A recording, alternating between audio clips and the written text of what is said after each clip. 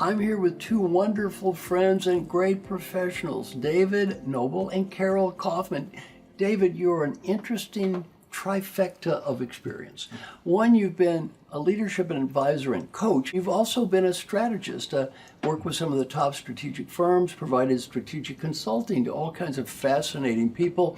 And then number three, you're an operating executive, which is very, very unusual in our field to combine those three. Very, very unusual and special. Looking forward to talking with you and Carol Kaufman. Carol, you've been my great friend for many, many years. Carol, 25 years experience at Harvard Medical School, being a professor with fantastic results, great ratings, students loved you.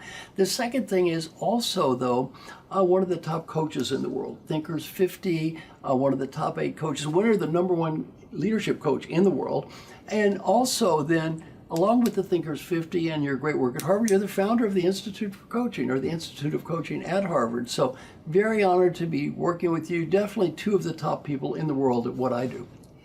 You know, David and Carol, I love the title of your new book, Real-Time Leadership. And you also had a fantastic, interesting subtitle. Tell us about that, David. Oh, thanks, Marshall. Yeah, we're excited about it too. So the subtitle, which is what the book is all about, in addition to real-time leadership, is how to find your winning moves when the stakes are high. Now tell me, what do you mean by when the stakes are high? Sure. Look, we think that we want to be there for you in the 3 highest stakes moments of your career. First moment is when you're facing an unbelievable opportunity as a leader and you need to make the most of that. Second is when you're facing the most incredible challenge that you've ever had and biggest risk, and you need a lifeline. And the third is actually, increasingly today, you have a hybrid of those things, both a challenge and an opportunity. Quick example, artificial intelligence. What can it do for your business? What could it do to your business? Or second, you're in a conflict with a colleague. Stakes are high. If you win, you could win big. If you lose, you could lose big too. Fascinating. Carol, give me your interpretation. Well, what I think of it is, our leaders, there's so many times they're under this incredible pressure, the kind of pressure that would crush an ordinary person. It can feel like there's no way out, and that if you make a wrong move, at that time you could put your career at peril. So what we want to do, and I think we do fairly well, is help you figure out what can be the best thing for you to do at those moments. And we give you an actual framework to do that. You know, Carol, you got a great reputation of someone who, in our field, is very honest. You tell people the truth, and you work with some very sometimes strong-willed and opinionated people, yet you're able to kind of stand up to them and help them face reality. Any suggestions or tips? Well, yes. If I really care about someone, I think when we are coaches and advisors, our first job is to really see who the person is and care about them. And when you care about somebody and you care about what happens to them, then confronting them is just kind of easy. You just say your truth, and if you're doing it from a good heart, they can really take it in. Very good. And David, you're unusual, as you said, combination of skills. Do you combine both the strategic and the business and the normal coaching, I would say, at the same time? And tell us how you do that. Absolutely. So the way Carol and I think about leadership is it's in 3 dimensions. So the first dimension is, what do you need to get done? What are your priorities? And so often leaders basically assume what they know they need to get done, and they actually need to think shorter term or longer term. So what do you need to get done? That's one dimension. That's the strategy. Second dimension is, who do you want to be as a human, as a leader? What kind of qualities do you want that you already have? What do you want to project? What do you want to cultivate? And then the third aspect is, how can you best relate to other people to get done what needs to get done? So it's 3 dimensions. There's the strategy, what do you need to get done? Who do you want to be as a leader? That's the human and behavioral side, and the interpersonal side. How do you need to relate? And these 3 are always inextricably linked together. If the person just sort of focuses on what to do and getting that right, okay, that's fine. But in order to actually do that, and we're talking, whether it's top of the house with a CEO, or as I like to say, inside your own house with your own family, what is it that you need to really accomplish? Who do you need to be in order to make that happen? But how do you need to relate to take things forward? So it's always those three. Now, Carol, I've read about 400 books on Buddhism. I'm not a religious, yet I'm a philosophical Buddhist. I've read about 400 books on Buddhism. I've spent several weeks in mindfulness retreats. I've been to Thich Nhat Hanh's monastery a couple of times. And you gave some Buddhist advice. I don't know if you call it Buddhist advice, but some of the greatest advice I've ever heard in my life. And I always tell people, skip the 400 books. This woman has a good idea that if you just do what she tells you, you're going to skip the 400 books and get to the punchline. So I think you have gotten to the punchline better than anyone I've ever met. Can you share this with everyone? Thank you, Marshall. So one year, it was that whole time for the January resolutions. And I was just thinking, well, what do I want to do this year? And then it hit me, no, it's who do I want to be? So, you can have that as a general question, but what really got it for me is who do I want to be right now? So you're at the supermarket and there's the cashier in front of you. You're in a hurry and the cashier is talking and talking. And just as you're about to perhaps say something, it's who do I want to be right now? Or it's the end of my workday. I've had 10 meetings in a row. The last meeting, the person has really done a very bad job. Who do I want to be right then? And so asking that, it's like hitting a reset button. And I get to be the me that I want to be. So that if I say, who do I want to be right now? Asking that question helps me be closer to that person. I love that. Yeah, I just want to pick up on that because we were talking about the 3 dimensions of leadership, and that's the second dimension of leadership, who you want to be.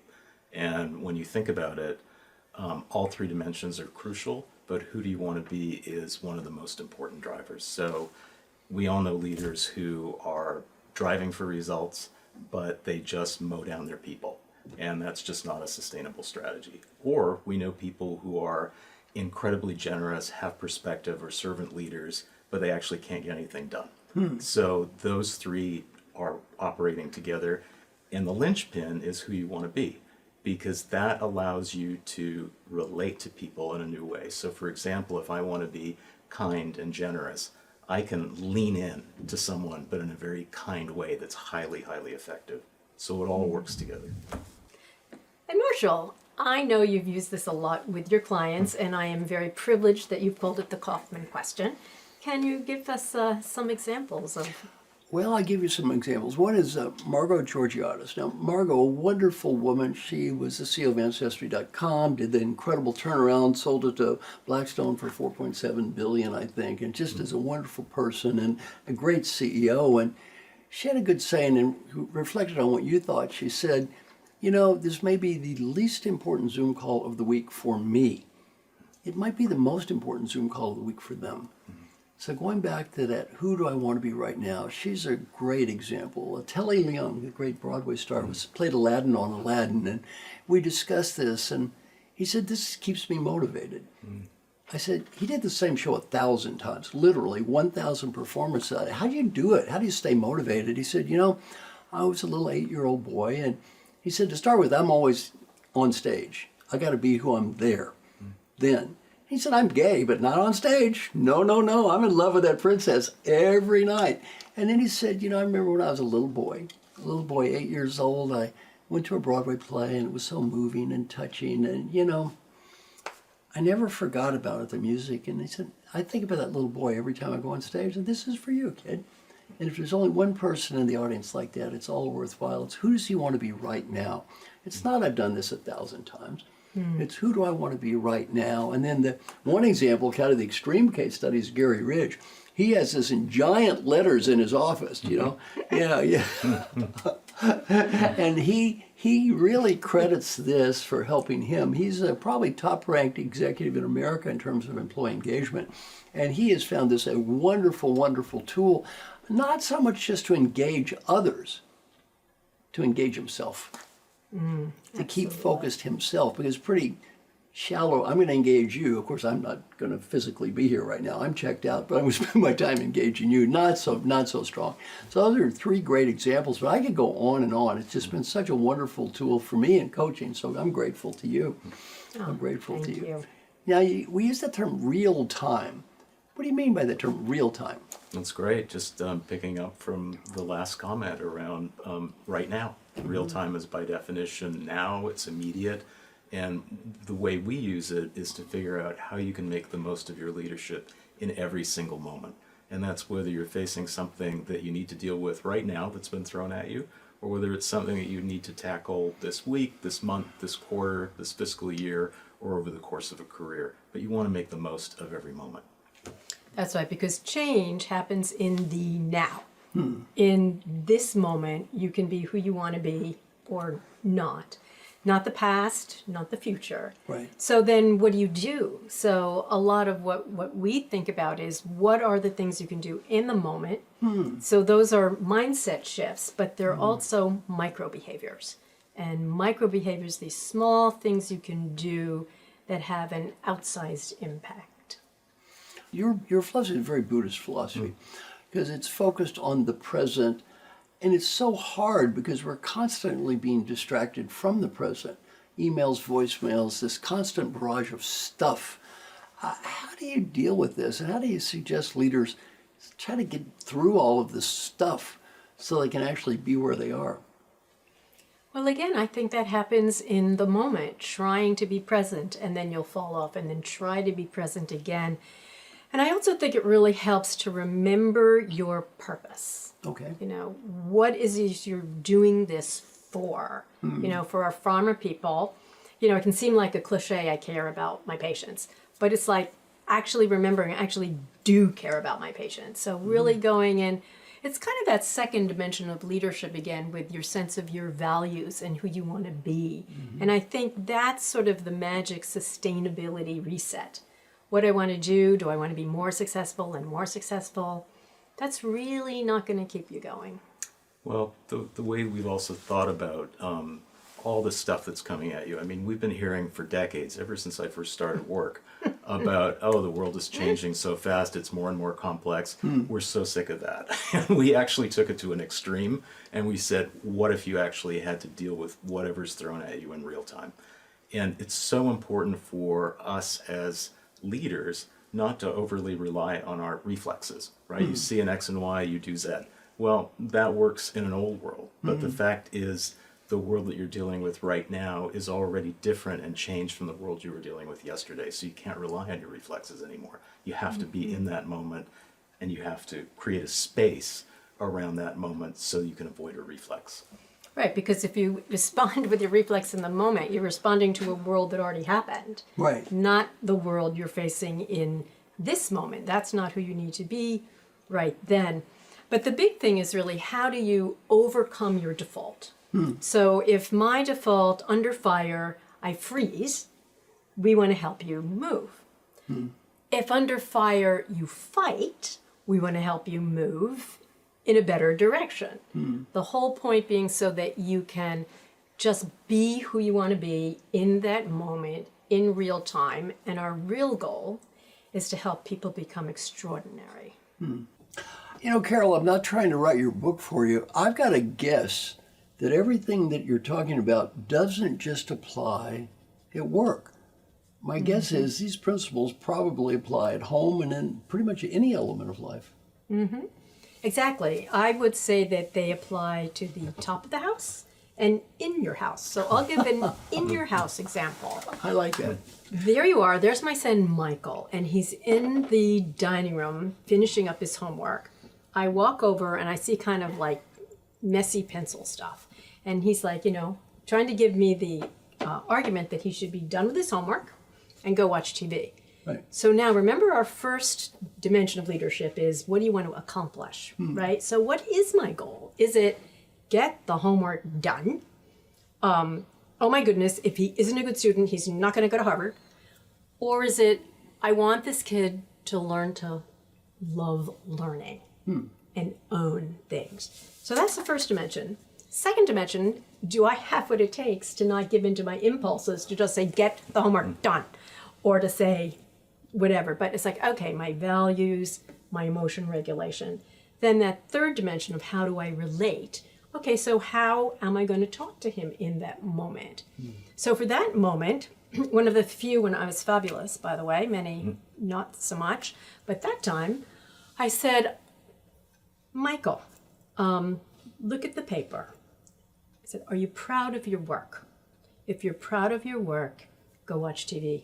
And I left the room. What happened? He actually stayed in the room for a little bit and then went and watched TV. But he did wind up loving to learn. Good. And he still does. So one of the very practical things that Carol and I do is we apply our own theories to ourselves. So there's nothing that we haven't done or recommended in the book that we haven't used for ourselves. And you're right, it works at home as well as it works for leaders at all levels. So I can just think of an example just the other day where I thought what I needed to get done, the first dimension of leadership, was to get a decision made about an investment we were going to make. And when I really thought about it, what I really needed to do was to give my spouse the opportunity to have a voice around it and talk more about it. Second thing was who I wanted to be in that moment. Normally I would be impatient and I'd want to push for a decision, and I knew that I had to cultivate some measure of patience. That's who I wanted to be in that moment. And then how I wanted to relate, again, we're making a decision about an investment, so I want to lean in and give some guidance, make a decision. But really what I should be doing optimally is being very encouraging and nourishing. It's my spouse. So that's how it can kind of work at home too. I love that. Now, speaking of working together, I think you two are a wonderful team. You do a great job of working together. You really come with different talents that are complementary. How'd you end up getting together, about working together, getting to know each other? Give me a little backstory. Oh, that's a great story. Yeah. Because there I was innocently at my house one day, and I get one email from one person saying, would you come and would you do this keynote? And I really want you to meet this guy named David Noble. And then I get a call from you the same day, completely unrelated. So we figured this was a match made in heaven, because two introductions to the same person. Right. That's what happened with my husband, actually, and David's really my brother. Well, we also started to work together and we were collaborating on a bunch of engagements. But what really kind of broke the mold for us was we started to do two-on-one coaching. For the most complex behavioral and strategic operating challenges, two heads are better than one. So this sort of came to me as a concept because as a strategy partner, I would never meet alone with a CEO and presume that I would be able to handle all of his or her issues or interests. So there'd be a fleet of partners with me. Right. So why can't we have the same with coaching? Right. Now, it was a really interesting dynamic. Carol was coaching a newly minted CEO of a Fortune 200 company, I think at the time. And I was working separately with the leadership team. And one day in this big sort of, open glass office, Carol was working with the CEO and said, hey, why don't you come in? So I just sat in on what she was working on with him. And he was having a lot of trouble. He was blowing up his team, like blowing up with his team. Basically throwing iPads on floors, walking out, and Carol was working with him on the behavioral side saying, is this who you are? What is the cost of doing this? How are the other ways that you could think about approaching this? And so I just started to ask him about his team and what was his intent. So he was trying to go in a strategic direction. And I basically just asked a bunch of questions related to the strategy, like, who knows your direction? Are they all aligned with it? Do they know what the priorities are? Do they know what their new accountabilities are in this world? And the answer was, yes, they know the direction, but no, they hadn't bought into it. No, they hadn't agreed to it with each other. No, they didn't know what their accountabilities were. No, they didn't know how to win. So basically, we immediately saw an opportunity to kind of shape him together. Well, actually, he saw the opportunity. Right, He right. loved it. Right. It was really, and that's when 2-on-1 coaching was born. Yeah. I like it. I think it's a great idea. I love the way that you two work together. I think it's a very healthy thing for the client, getting two different perspectives at once. You know, both of you work for Egon Zehnder, and you really, I think you're doing a great job of combining the work of a larger organization with a whole set of resources in a way that's combining your unique and special talents. So can you kind of describe what that's been like? That's been great. I mean, the firm, as you know, has been pushing more and more into the leadership advisory space. Right. Off a huge base, and has been growing quite dramatically. And both Carol and I have been able to contribute to some of the intellectual property, developing leaders as well as coaching leaders and teams, and have trained internally. And Carol can talk a little bit more about that. But we've done a lot of internal training of the Egon Zehnder consultant base. Good. And we've worked with their top clients as well.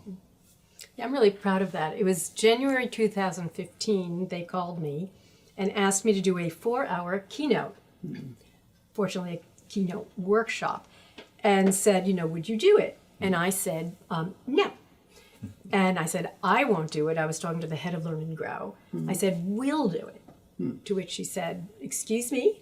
And so what I said was, listen, I come in and I talk about using strengths, going to see them for that day, go away. You'll never see me again. They'll forget. But if you're with me, you'll stay, and it will be, you know, stay in the company.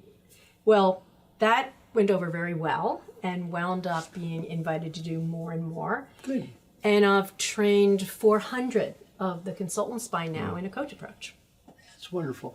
And you know, the coaching world has expanded so greatly. And you're coaching at the very high end, yet there's now many people coaching at different levels, all the way from operating people to CEOs. And I know many of the people in our 100 Coach group are running such organizations. Brian Underhill does Coach Source, and we have, you know, Alexi, and we have Alex doing the Better Up, and we have all these different coaching.com. So many organizations and so many coaches. What advice do you have for coaches out there? Because both of you you're at the extreme high end, yet there are coaches at all different levels throughout organizations.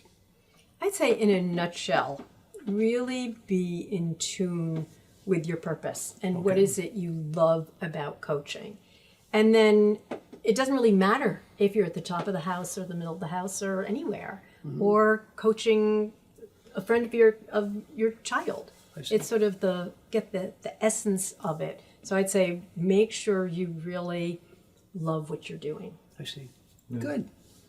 I would say also that it's increasingly important these days. You can't come in without context.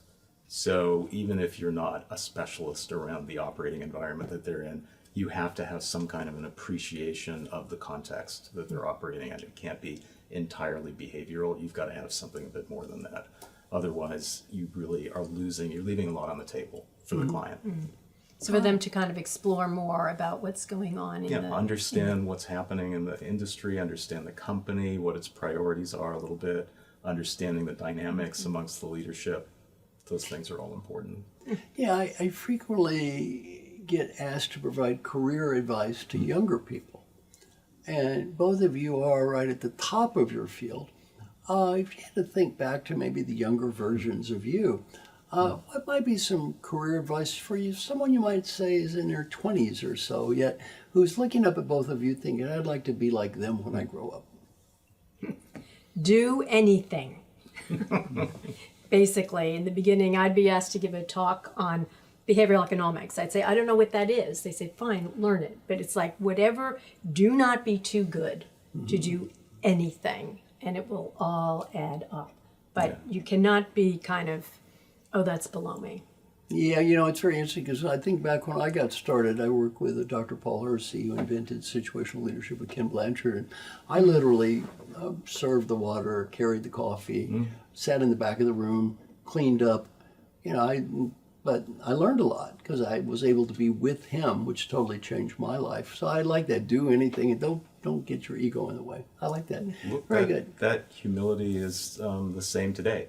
Carol and I were just on a major pitch to a CEO, and we were in the last few minutes crafting the deck. around it, changes to the deck at the last moment. I'll do photocopying if I need to at an important meeting. It's like whatever it takes to deliver. I think I agree 100% with Carol, not only about do whatever it takes, but take as many opportunities as you've got, because there is such an increasing heritage, particularly in the US, of specialization and doubling down, tripling down on a specialization. If you're a leader, I grew up in an environment where you were treated as a general athlete. So I would be thrown into one pond, and 12 months later I was swimming, and then I'd be taken out and thrown into a completely different pond. And that was just massively helpful to me in terms of my overall experience and my approach as a leader. So, And I have another piece of advice about that, which is, as you've always said, change isn't linear.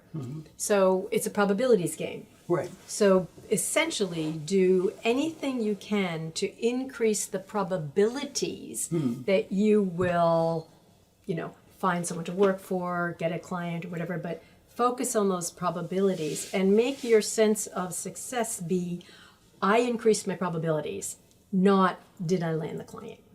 Yeah, that gets back to some of the greatest advice I've read in my life from Alan Mulally, who you know very well. Wonderful, wonderful person. Went to Ford, the stock was at 101, went up to 1840, increase of 1,837%, CEO of the year in the United States, and 97% approval rating for every employee in a union company. Amazing guy. So I asked Alan, what should I learn about coaching from you? I actually spent less time coaching you than anyone. You improved the most. You were fantastic to start with. And it goes back to your advice, Carol. He said, pick great clients. You pick great clients, you win. You pick the wrong clients, you lose. And he said, your whole job is doing nothing but just pick great people. And, I think we're very blessed because we all get to work with such great people. Just a little more advice, maybe, David, about helping those young coaches out there pick great clients. Because you pick the wrong client, they're not going to get better anyway. And you're ultimately going to get blamed for it, whether you should or shouldn't. So picking great clients.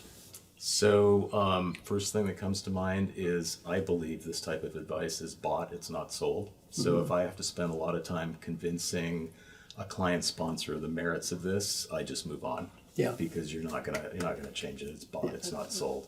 So second is if you can think strategically about the people that you pick, because you're not likely to get the most senior people, but if you can understand what a high potential individual looks like and try and select for them, that's going to be great because they're going to grow with you. They're going to help your career down the road. You're going to help them all the way down the road. They've got a runway of decades. Why not be with them for that? Very good.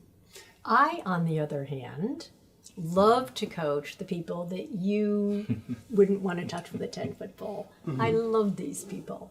The people that are like allergic to their assessments and yell at the assessor or have, toxic reactions. I think there's something in me that loves to tame wild horses, which was my first job. So some of these people, maybe it's more like what you said than I think, but it's I see who they can be. Right. And I usually find something that they do that's outstanding and confront them to basically be more of that more of the time. Be the person that you want to be right now. No. I have to remember. You can pick that up for me, right? Thank you, Marshall. Are you being the person you want to be right now? I'll share that with you, Carol. thank You you. both of you. You can feel free to use that anytime you I want will. to. If you were me, what's a great question that I should be asking you?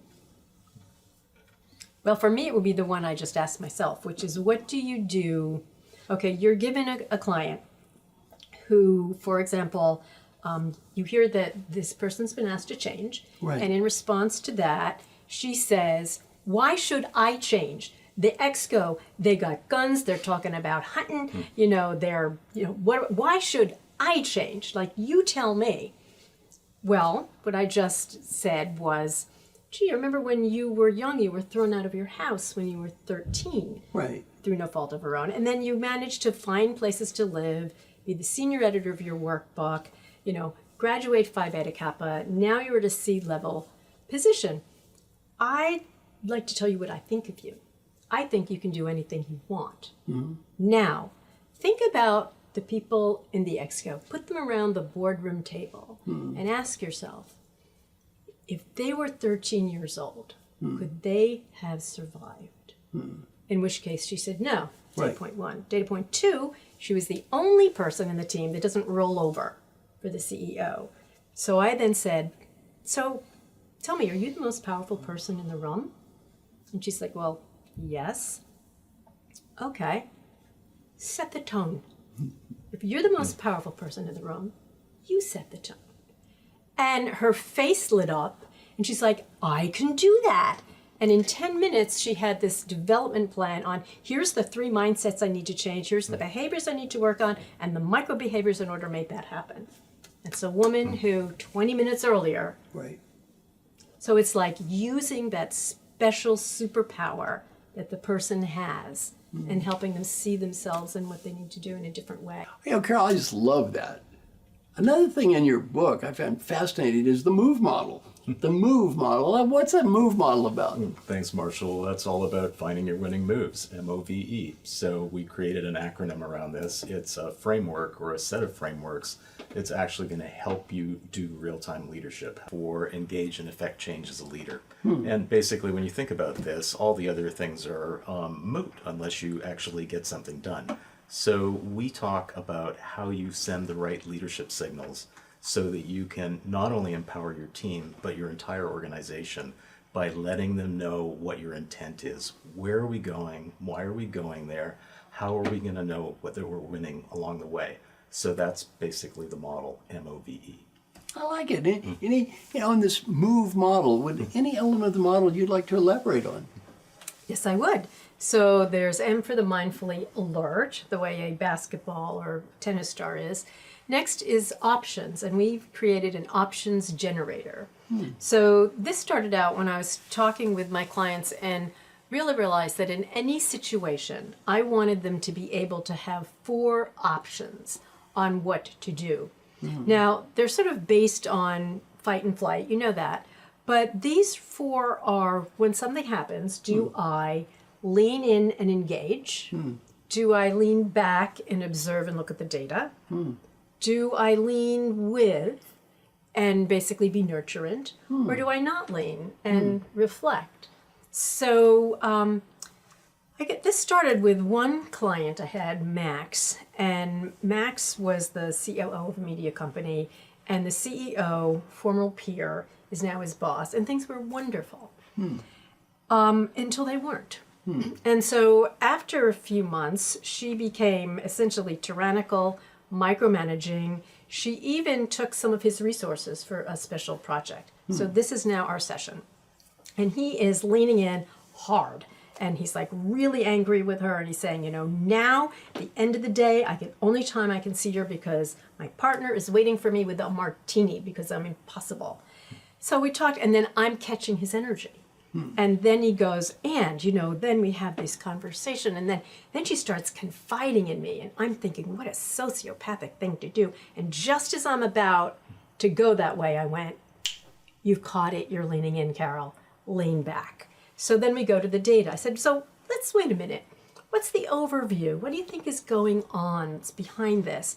And, you know, the sort of obvious that the board was being incredibly difficult with her, et cetera, et cetera. So that was leaning in first, then leaning back. Then I went to don't lean, which is, I was a little scared to ask this question, actually. So I'm there, and I'm remembering that he kind of always gets what he wants anyway. So I'm like, you know, Max, kind of always get what you want anyway, so why is this even bothering you? And happily, other than being offended, he's like, that's right, why is that bothering you? But I could still tell he wasn't settled for this meeting he was going to have with her. So then I tried the thinking with lean with. So I said, you know, what would it be like if your entire goal in this meeting was for her to feel better at the end of the meeting? And it was just like, that's it. And then he remembered, that's right, we've been friends and she's under, and it just changed their relationship. But in any situation, it could be right to lean in or lean back, not lean or lean with, but all those choices need to be in your repertoire, and that's agility. Yeah, I love that. You know, you all got an unusually large advance from the Harvard Business Review. I won't mention numbers, I won't embarrass you, but you got an unusually large advance, and there are a lot of books about leadership. So I don't imagine just because you wrote a book about leadership, you got an unusual, and also you're first-time authors. So what's going on with that, if you don't mind sharing? This will be a little bit of disclosure for the audience out here. Well, we were wondering about that ourselves because we're thinking, does the world need another book on leadership? But, Right. it's pretty clear that the world does need better leaders. So, and we thought we had something to say about that. But Right. it's a good story about how we met with the editor. Yeah. So we met with the editor, and he just asked us a few questions. And, what are our thinking, et cetera, et cetera, et cetera. But you know what he told us later? He said, there's a lot of people who know things. There's a lot of people who can write riveting stories. And you're the only place we've seen that does both. You know, one thing I love about what you're doing is you're dealing with leadership at all different levels. And many people listening to us right now are not CEOs. They're not middle managers. In fact, there are a lot more first-line managers than there are any of the above. So let's deal with that first leadership role, that first-time leadership. David, any reflections you have in the book for that? Absolutely. That's just so crucial. It's one of the biggest moments in anyone's career. So when we think about that, there's tons of books out there on what we call accelerated integration. How do you think about the first 90 days, 100 days, 180 days? And that's all about the things that you need to do to make sure that you don't kind of step into a puddle by mistake or walk off a cliff. But that's not necessarily going to make you successful in the long run. An example is, you need to settle in, know the team, know the culture in the organization, have some wins that are meaningful, think about strategy, things like that. But that's not enough. So in our view, there's a lot more that goes into being successful in a big new role, and we walk you through that. So the first one, I'll just give a couple of examples. Sure. But the first one is, what's changed? Well, for us, it's your vantage point. Your vantage point has just shifted. You have gone from this level to this level. So by definition, your vantage point's changed. What's changed? All your relationships. So you've got a new boss or bosses. Right. You've got new peers. You've got people who used to be your peer that might be reporting to you in some cases. That can be tough. You've got a new team, so you've got to really try and understand everything about who are these people and not come to your own snap judgments too, and to try and take things from their perspective as well. So that's just one example. Another example, and I'll stop there, is that we don't think about success in 180-day sound bites. Like, we think about the long term. So imagine if you're on the fast track, high flyer, you're going to be in this job for 18 months. You need to take at least an 18-month perspective on what will a win look like, what's a 10 out of 10 for me at the end of 18 months. And if you're going to be there longer, it's even more important to think out to the medium and long term and then work your way back to what do I need to do today to make sure I'm on the right path for that win in the long term. And the aspect about what we wrote that I like the best is, what does it do to your identity? So here you are, maybe you haven't led people, and now you are a leader. It's not, it's a verb, leading, but it's a noun, a leader. And so I think a couple of things about that. First of all, particularly as you go all the way up as well, you become like an entity, not just you. So you have your own identity, who I am, but the identity of this role. So what people don't realize is how powerful they become when they're a leader. So there's many definitions of leader, but one particular one is if you are in charge of someone's, or you have an impact on someone's resources, their money, their projects, then you are their leader. So one thing I kid about is that when I was 7 years old, my best friend told me a joke, which is a 1,000-pound gorilla walks into a crowded bar. Where does it sit? Where does it sit? I think I know. Anywhere Yes. it wants to. Anywhere it wants. And so if you have an impact on someone's resources, you are the gorilla. And you are always the gorilla. Therefore, you have to hold yourself to a higher standard Right. and answer the question, who do you want to be right now? Right. With a lot of self-awareness and self-responsibility so you can truly lead. That's a great example. And the higher up you go, the more people laugh at your jokes and pretend you're smart and take notes and nod their head vigorously when you say nonsense. So it's a really, really good point. How do you help leaders get over that? And it's easy in theory, but actually we start to believe the jokes are funny. Like one of the great people I work with is Mike Duke. Mike was CEO of Walmart. And he said, I had this little joke I told. People love the little joke. It was a clean joke. It didn't offend anyone to tell the joke. Everybody laughed. Then he said, I retired as CEO of Walmart, and I told the little joke, and he said, no one laughed. He thought, well, they must be grumpy. Grumpy people. I went another group. I tell a joke again, and he said, no one laughed. And then finally his wife came to him, and she said, Mike, you idiot. Did you actually believe that stupid joke was funny? But you see, when he was CEO of Walmart, that joke was real funny. I had dinner with him one night, and one of the other people sitting across the table, Mike Duke was 30% of their revenue. And I actually got to hear Mike tell that joke. Did that fellow laugh? Whoa! That was the funniest joke in the world. Well, David and Carol, how do you get people over this? And it's not easy. By the way, the people I deal with are not dumb people. Any human or animal replicates behavior followed by positive reinforcement. Nobody gets more positive reinforcement than a CEO. How do you get them over this sense of, I'm really this funny, clever, wise person, to face the reality of existence? What are your ideas? Look, that's a great question. And one person that Carol and I have learned a great deal from is our thought partner, who is a retired 4-star U.S. general. Oh, wonderful. His last post was leading Northern Command, which was basically protecting North America from external threat and helping out in the event of a man-made disaster. So when you think about that, what a colossal job. And people are going to laugh at his jokes. Of course. So what he did to make sure that he was getting much more information and data and objectively is he created a commander's advisory group. So these were people that knew him, he trusted, they trusted him, and they were going to tell him their version of the truth. So that's one version. Another version is that he always made it his mission, about skip levels. When you're talking about skip levels, he would skip all the way down to the enlisted level and find someone who was willing to say, General, this is what's happening. This is what people are thinking about your leadership. I love that. I do a host of different things, but a lot of times these people, and for me they're mostly guys, they actually don't get it. They don't get the power of what they're saying. So in that cases, a lot of time it's just walking them through, like talking about vantage point. Right. It's like put yourself in that person's shoes. Right. What do you think those words would sound like if someone of power said that to you? But they're usually, if you really care about them and you smack them in the head a couple of times, they really wake up.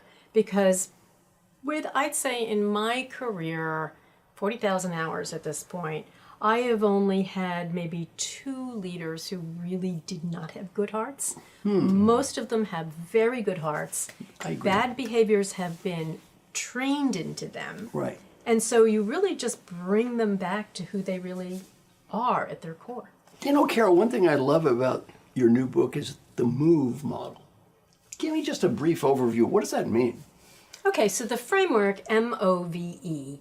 M is for being mindfully alert, the way that a tennis player or basketball players need to be, really scanning what's going on around them. But to what? You want to be really aware of what do you need to do. Then, your external demand, then your internal resources to be able to do that. Who are you able to be? What are your values? And then interpersonally, well, how do I need to be able to relate so that can happen? So M is about being a three-dimensional leader. O is options generator, and that is a framework of what are the kind of 4 stances you can take. What I like to do is have a leader be able to make 4 choices, to lean in, lean back, don't lean or lean with. In other words, being sort of engaged, analytical, nurturant, reflective. And you can think of them like, I used to be a fencer, and so you have different stances.